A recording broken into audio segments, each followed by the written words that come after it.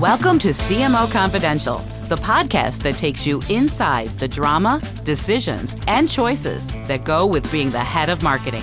Hosted by five-time CMO Mike Linton.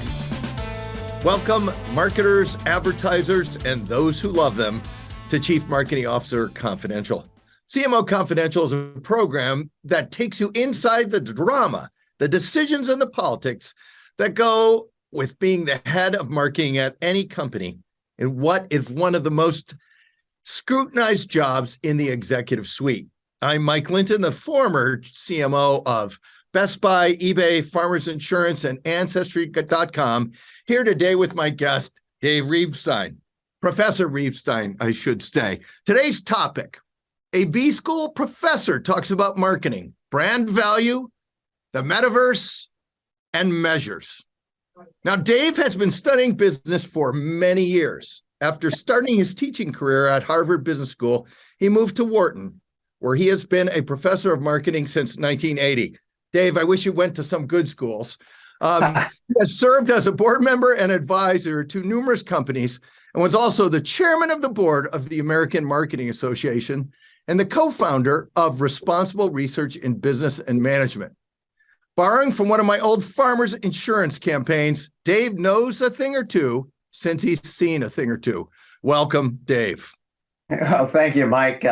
You didn't have to mention the year. You just could say I've been doing this for a little bit, but you got it out there. I generally tell people that I've been here at the University of Pennsylvania before Ben Franklin. And we have a statue of Ben Franklin sitting on a bench, and I did precede Ben Franklin on that bench, so there's some legitimacy. That's awesome. Well, look, I started my career at Procter in the Pleistocene era, so we have all this in common. So first question, Dave, give us an overview of the marketing landscape as you see it, and what have you seen over the past few years? Tell us about the trends and what's driving those trends. So clearly, so you've already dated me. But what I will say is, for the first decade, 2 decades of my being a professor and teaching, marketing was marketing, and it didn't change at all. It was just, let's look at the 4 Ps and let's get focused on that. And there was very little that was going on that was quite dynamic. It has been changing faster and faster. And, we can go all the way back to Future Shock and Toffler and think about, how the world's going to start changing faster and faster and faster and faster. And it's unbelievable, sort of the rate of change. And so clearly going from the 4 Ps to, it's still the 4 Ps, but now we're going to do it electronically. We're going to do it, looking online, which really changed a lot of things that marketers do.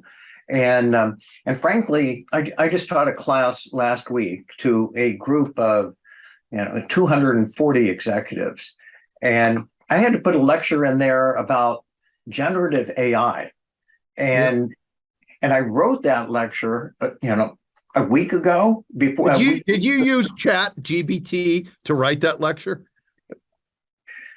Okay.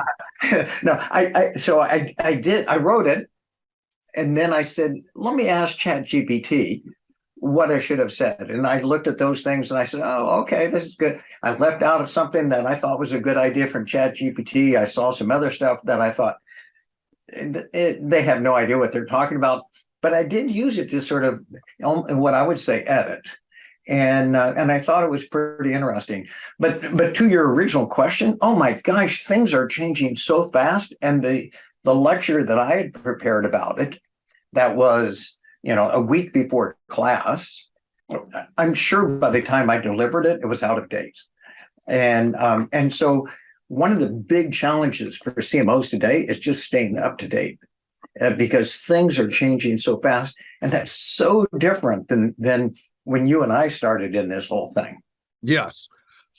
So along with this, we're seeing tremendous changes in spending and measurement and a move in general towards things you can measure and weigh things that are harder to measure, like brand, that are longer term. Some people are saying this is going to cost folks in the long run. Other people are saying this is just the way the game is going to be played.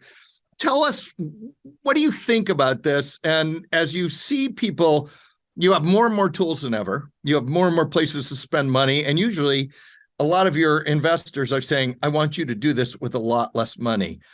What do you see happening here on the spending front and on the branding front and in general on the marketing front, given all the stuff we've just talked about? There's the old adage that what gets measured gets managed. Yes. I think that what the new adage is, and I haven't come up with the right slogan for it, but what gets measured is where we spend our money. Yeah. It's so much easier to measure, digital advertising than it is to measure traditional advertising. Sure, We put up an ad, somebody clicks.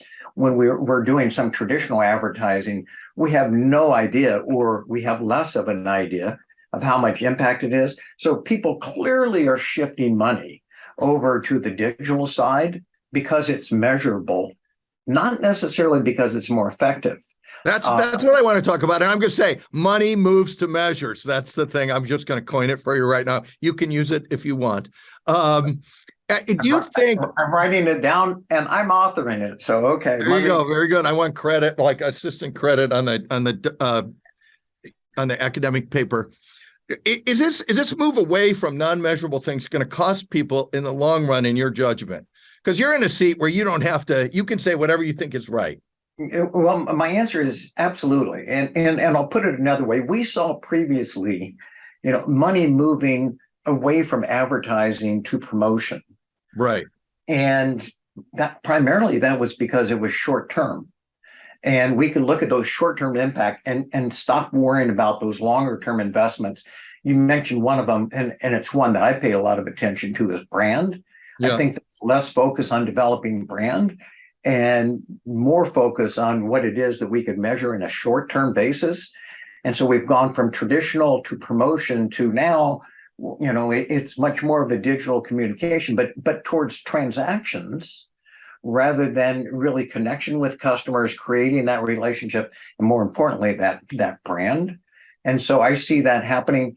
And I do think it's to the detriment of companies. It may not be to the detriment to careers, because hopefully you get to see what it is that I'm doing and I get promoted quickly. Yeah. But in terms of making a long-term sustainable business that has some value, I am concerned about that. So if I sum that up, I would say maybe good for careers, but detrimental to companies. I gotta write it down again. So you just call me and I'll help you out on all your academic papers.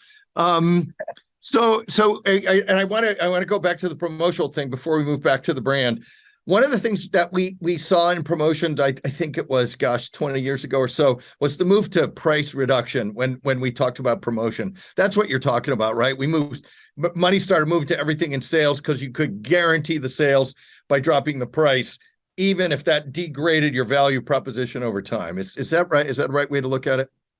Dropping price is one form of promotion. Running coupons. Boy, we get to count those coupons. We know we send out those coupons. We get to see the immediate response on that. It's absolutely part of what it is that I'm talking about. We could also think in terms of trade promotion. Yeah. I want to get on your shelf at Best Buy. Yeah. And I want to, and when I do that, I get to see the results. I don't get to see that as much when I'm investing in product improvement. And in particular, for brand and brand development. Right. And the other thing that drove, I think, some of that was the need to make either a quarterly number, an annual number, or, persnickety private equity investors that wanted stuff right now. Since we're talking about brands, I know you have done a lot of research on brand value. Tell us about that and tell us about the research. So, lots of people who sort of study brand, and thinking about the relationship that the brand has and the brand architecture. And I think that's important work. I'm a metrics guy. And so I always want to think about, how do we measure the financial value of a brand? Right. And I absolutely believe we can measure it. I also absolutely believe it should show up on our financial statements. And it would be a real way to reflect, look, I as the CMO, this is what it is that I've done, and this is how I'm building my brand. And here's what value it has to the company, and how that would elevate marketing in the eyes of the rest of the organization. Absolutely amazing. And the thing that gets me is if you buy a company. Oh, the goodwill thing. Yeah, you're going right to goodwill. Yeah. You can measure the brand, and you can measure the brand value. Procter and Gamble buys, Gillette. We've got plant, we've got equipment, we've got these assets. There's this goodwill. What portion of that goes to the brand? And sure enough, they have a Gillette brand on their books. They don't have Tide. Yeah. They don't have Cheer. They don't have Crest or Scope, or you don't want me to name the brands at Procter and Gamble, but since I used to work there, I kind of do. But I'm gonna let you off the hook. And the brands they build don't show up anywhere. I think this is it's an asset. It's an asset for the company. I know this is a super interesting topic, and we may have a whole show to talk about on this later, because it only shows up when you buy a company, and it ends up in the goodwill line, or whatever you want to call it, as a line item in acquisition accounting. But it never shows up on if you grow it yourself, because there's no way to measure it. So I do believe someday someone's going to crack this code, and a bunch of marketers want to do that. But I also believe it's going to be really tough, because it won't apply everywhere. Like if you have a B2B brand or a smaller segment, it'll be harder maybe to measure it. But I do think it is fabulously interesting topic. Mike, I totally disagree with you. I believe on the B2B side, we ought to be able to measure it. If you're a smaller company, we ought to be able to measure it. My local florist, yes, she's got a great reputation with her clientele. People are more likely to go to her because of her brand and to think of the value that brings to her and her business. I'm with you on this. Okay. I'm glad you disagree with me.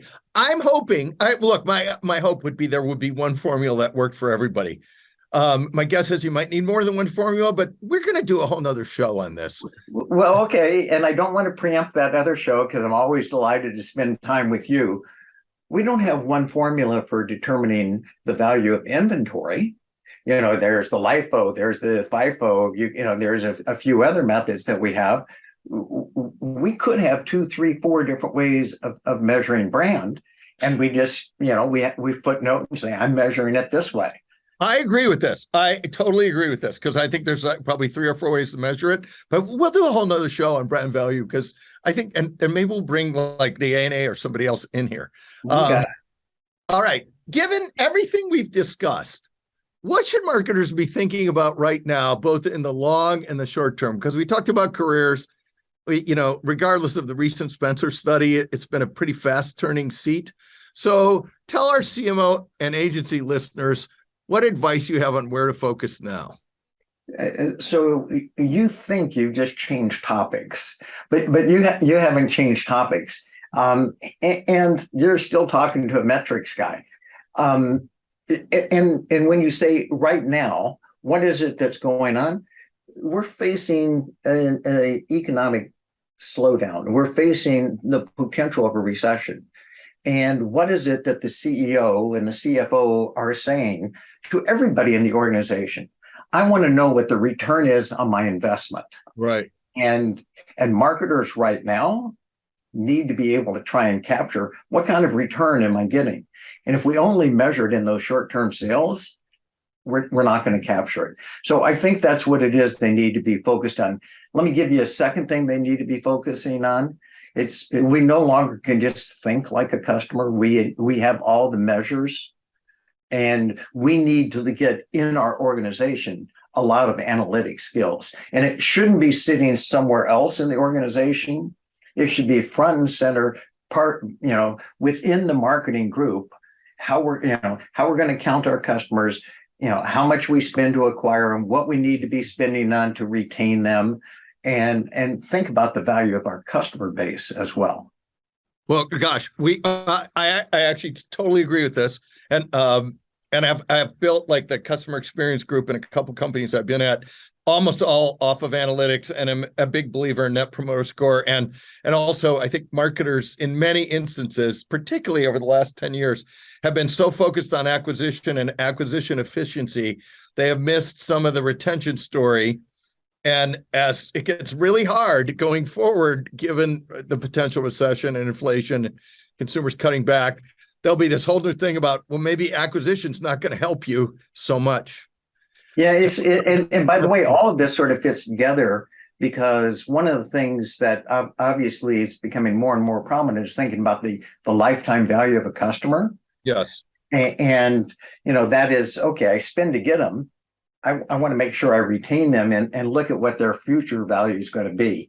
So it's not necessarily dollars today, but I know that I've acquired this asset. And if I continue to invest in retention, what it is that's going to bring me down the line.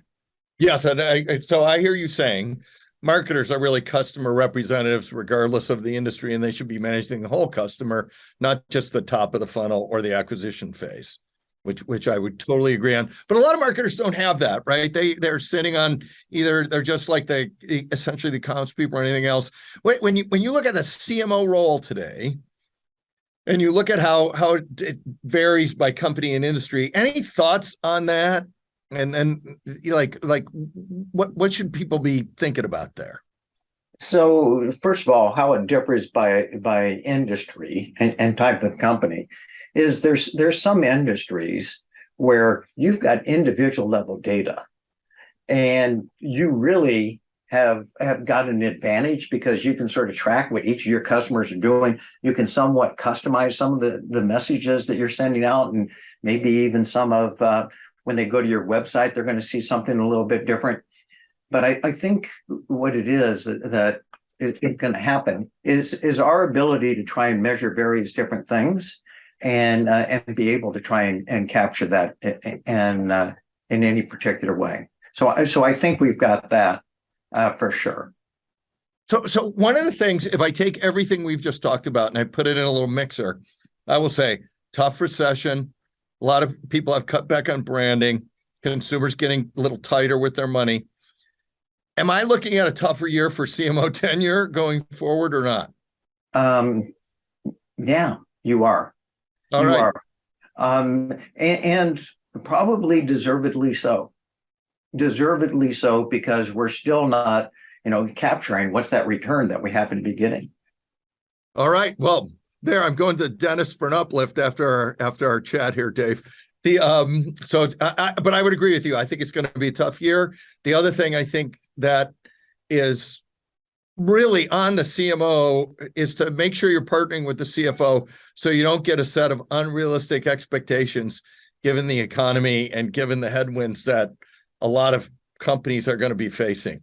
And if you're not ahead of that game, man, it could make it even a tougher tenure story for you. But the only thing that is the positive side of it is there's lots of other new CMO positions that have opened up. So that's the bright side, right? Is there's lots of, everybody keeps moving from chair to chair. Right. And if you're a recruiter, it's a fabulous upside. So I want to flip topics because I know you have been studying the metaverse.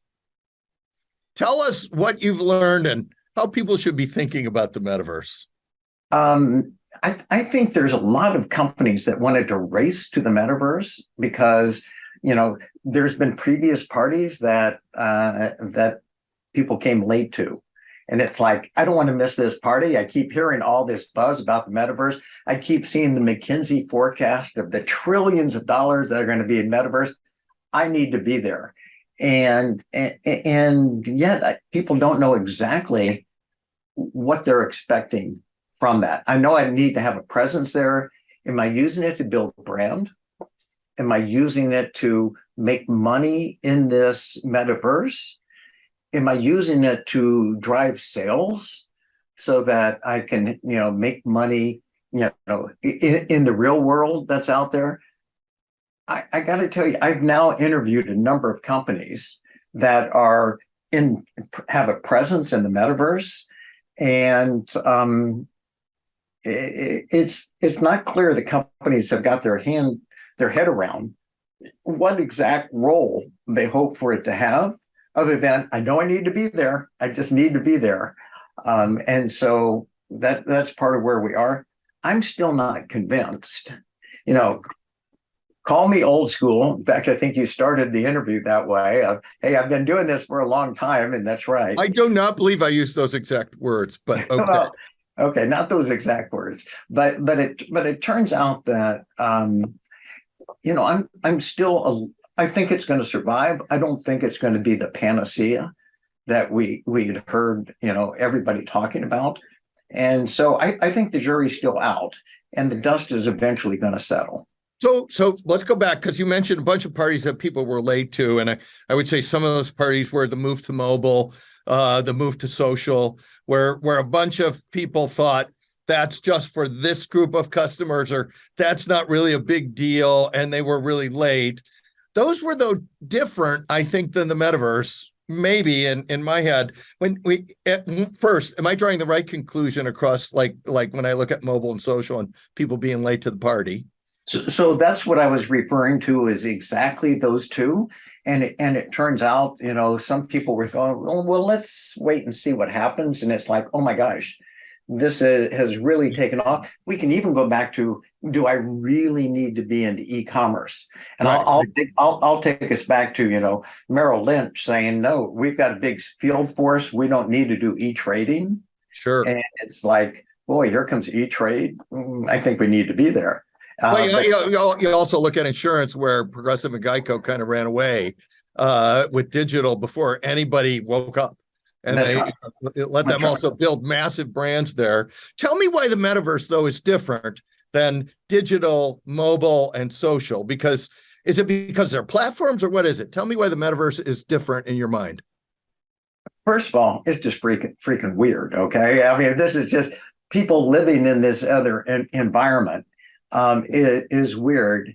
And by the way, I'm not sure it is different, but I think what is different is lots of companies rushed in. I need to have a presence there. I need to build a virtual world.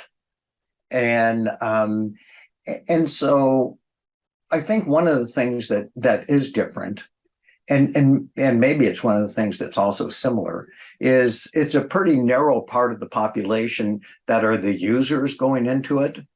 That probably was true for mobile, and probably true for social as well.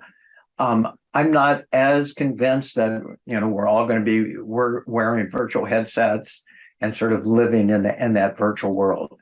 But I think the technology is going to change. I think it's going to take, most of the things these days are happening faster than we would have guessed.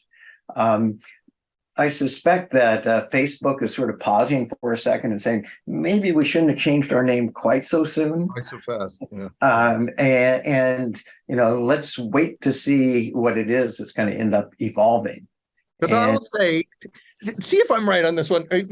When mobile came and social came, those were effectively, they took things you already did and they made them more efficient or easier or more community-based than the metaverse, which is, it's unclear exactly, what the consumer benefit is in the metaverse, unless I'm doing some kind of like super training or, virtual reality training stuff. Is that a fair statement or not? Almost. I think part of what ends up happening is that we've got this, I want to think in terms of e-games. Yeah, sure. And the e-game market has just taken off, right? And so if we could play games, when you and I were growing up, we'd go into the backyard and we'd play baseball, and we'd go out into the street and play hockey, or the driveway and play basketball. We would do real sports. And then there's these esports that it's a huge business right now. Yeah, and pretty fun too. If people could play in these virtual sports, it sort of is a natural world to think of. Well, then they could shop in these natural sports and have fancy cars in these in this e-world. And it sort of is like living an alternative life, which is a little bit scary for me to get my head around. Yeah. But it's going to happen. By the way, I said 10 years ago, we're going to see esports in the Olympics. And how weird is that? But we're going to see esports in the Olympics. Sure, Ready Player One. Yeah. So hey, given everything we just talked about, are we training business students at great universities like Wharton and other schools, Fuqua maybe? Are we training students correctly for the jobs they're going to get? Well, first of all, I have a little bit of skin in the game. I guess that, yeah. This may not be an unbiased answer. I would like to believe that we are. And what I believe is that we need to be training our students, not just here's how you do it, but here's how you learn and adapt and evolve. And learning how to adapt and evolve and how to analyze things is what the student of the future is going to need, to do once they graduate and go out into that world. And I think that's really, really important. That being said, by the way, I believe there's a lot of things. I believe in many ways, some industry is out ahead of academia. And we within academia are racing as fast as we can to catch up with some industry practice, for sure. But part of what happens at Fuqua, at Wharton, and other places is, all the students come in with the richness of experience. And so some of that is learning from others that happens. And it's not just all happening from the front of the classroom. Well, this may be a great follow-on when we talk about brands and our next show. Like, are we training students to deal with all the ambiguity that goes with this and the ability to kind of pivot? So last question before we end the show, and it's a two-part question. You could pick part A, B, or both parts.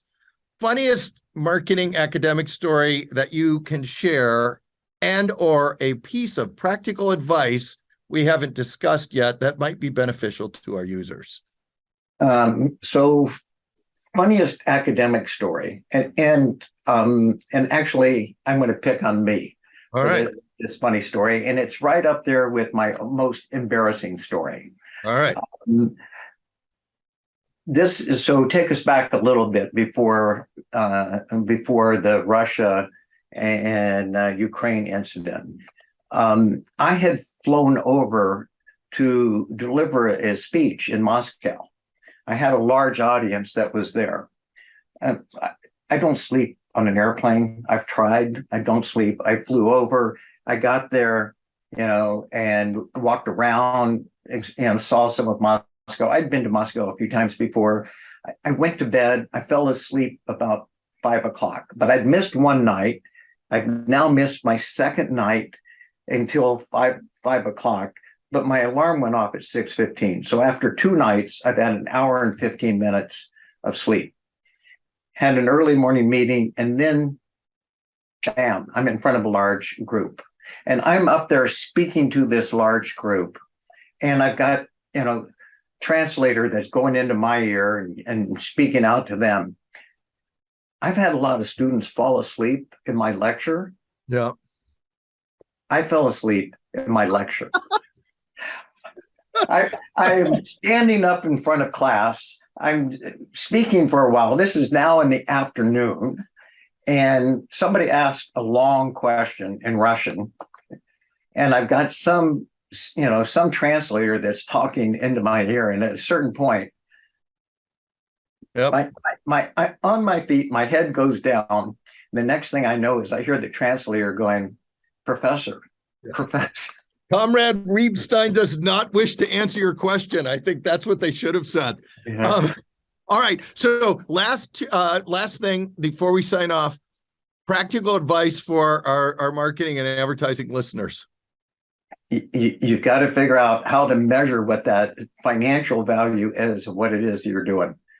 It is really important. Your budget's going to be sliced unless you can justify what your spending is delivering. And you've got to justify it not in terms of marketing metrics. You've got to justify it in financial metrics. And that's where your future lies. I agree with that. We have a whole show on why marketers should learn to speak financial. So thank you, Dave. And thanks to everyone for listening to CMO Confidential. Look for more of our shows on Spotify, SoundCloud, Apple, and YouTube, which include What Venture Capital Really Thinks About Marketing, Why the Short Shelf Life of CMOs, Parts 1 and 2, Why is Marketing Innovation So Freaking Hard, and Will the Obsession with Measurement Destroy the Marketing Function? But I'm going to have to listen in on all this, and I'm going to be a heckler on your show. So we would love nothing more, and we will be bringing you back to talk about brand and some other stuff. And thank you for the time. Thank you, Mike. Today's episode of CMO Confidential is brought to you by CMOcoaches.com. Are you a current or aspiring chief marketing officer looking to take your career to the next level? You should work with a CMO coach. CMO coaches are former CMOs who are nationally certified coaches. So whether you want to improve your leadership skills, develop your team, or drive better business results, we have the experience and expertise to help you succeed. To learn more, visit us at CMOcoaches.com.